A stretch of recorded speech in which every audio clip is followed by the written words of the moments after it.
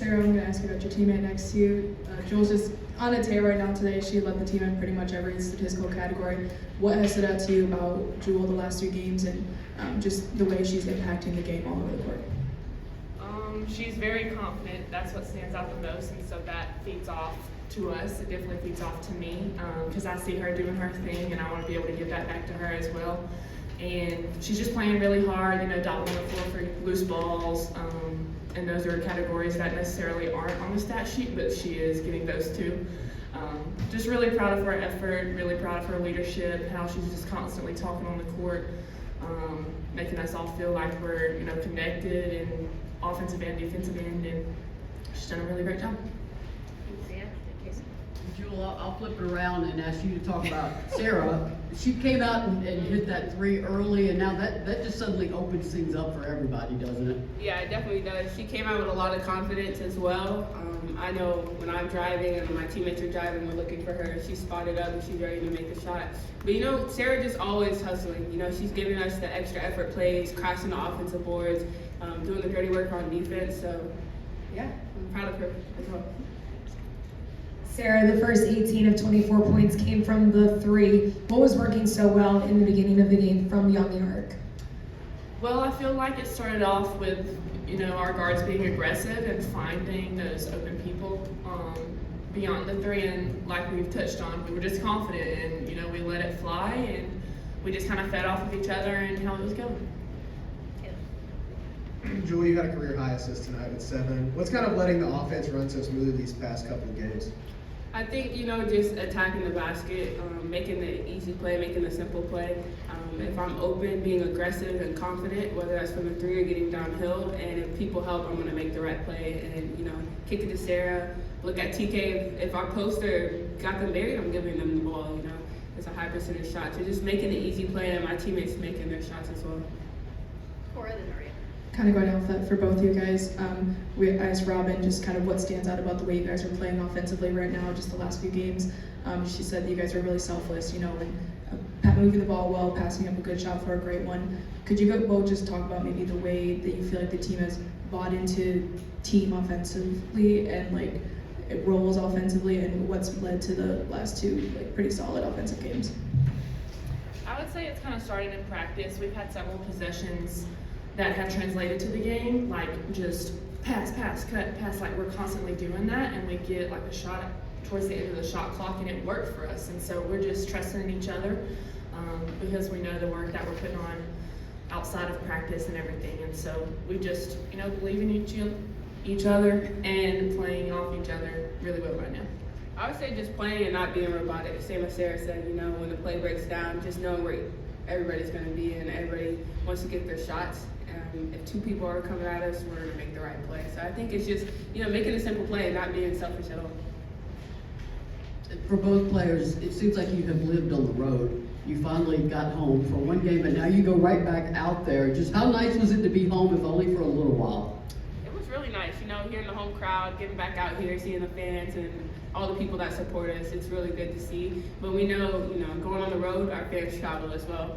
And we're just going to go out there, have fun, share the ball, and compete against a really good outdoor team.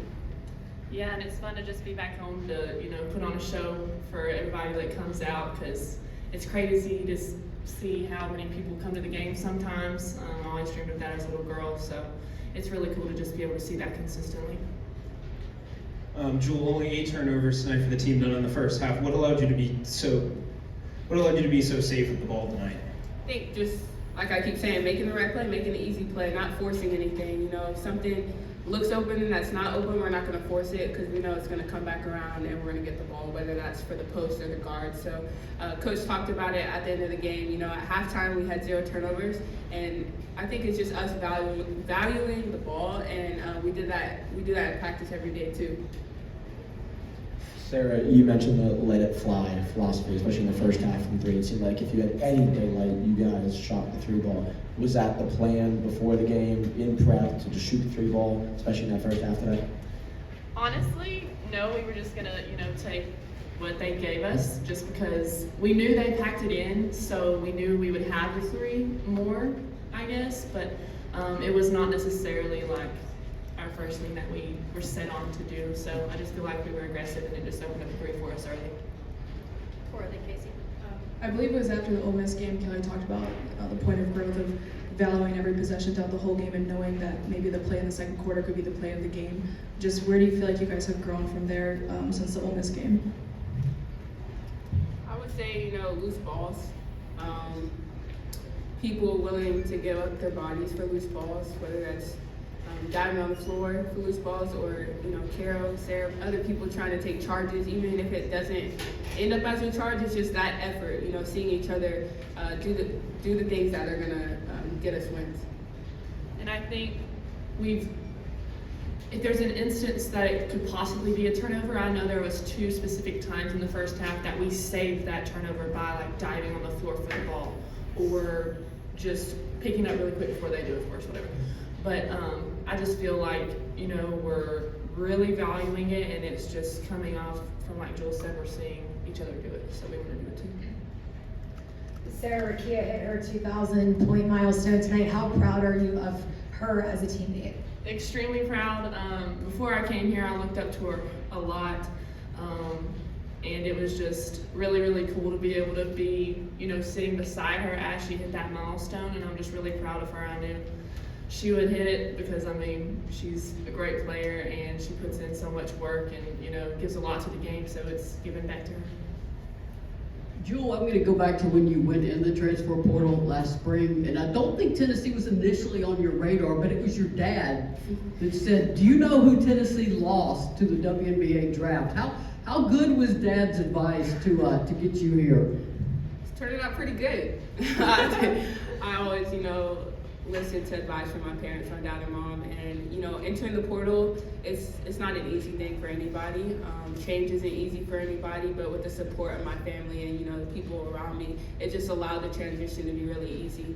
Coming in here in the summer, us going on our foreign tour, and just meeting Sarah and all these other people that I've heard about from my other teammates, it's just really cool to see and play with. It's really fun just to have each other's backs on and off the court. Right here, we'll finish with Cora. For both of you, on Rakia's 19 points, she hit the 2,000 career point margin. Did she know that she only needed 19 to get 2,000 points and then said, okay, I got 19, I'm going to call it a night? I don't know. I had absolutely no idea if she knew. I didn't even know that was in the air. I didn't know that she was like that close to it. So honestly, I cannot give you an answer. Yeah, I would say the same thing. We didn't know, but just hearing, the announcer say it, we all, wanted to clap for her and just, cause that's big time. 2,000 points is a lot of points, and especially when you're on the top of the scouting report every day. So that's just respect to her. Missouri cut the lead to 3 near the end of the third quarter. I believe you guys missed a 3, and then they hit a 3 in transition, and Kelly called timeout. You guys came out 11-0 run after that to end the quarter. Just what was the message, and what was the biggest adjustment you guys made after that? They were just killing us for that little moment that we had. We turned the ball over, and we needed to come back and get the next punch, and we knew that they shouldn't have done that, and we just got a little bit ahead of ourselves. So we just, settled down and just trusted in each other like we've been doing, and it just worked out in our favor. Yeah, I would say, Missouri's a great team. They shoot the ball really well. We knew that coming in. So they made plays in transition. Number 4 was making really good passes into the lane. But after that timeout, Coach got into us and we locked in defensively. And just to, see them not score for 3 minutes straight just shows how good our defense could be.